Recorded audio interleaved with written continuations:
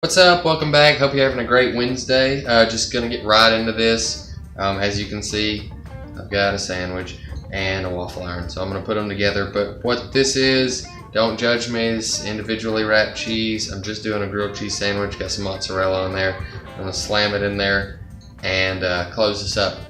You can do any sandwich that you want in this. That's why I'm just keeping it super simple with a grilled cheese. But I have found that with this waffle iron, it's really only gonna do these front two because it's a closer gap back here and it won't close good if you have stuff back there.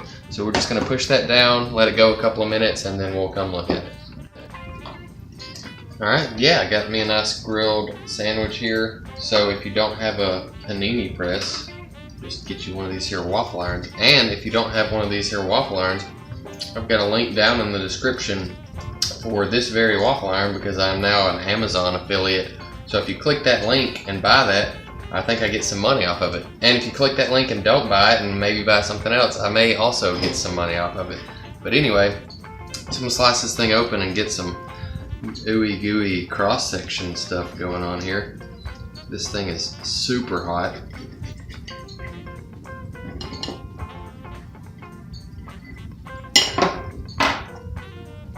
And bam.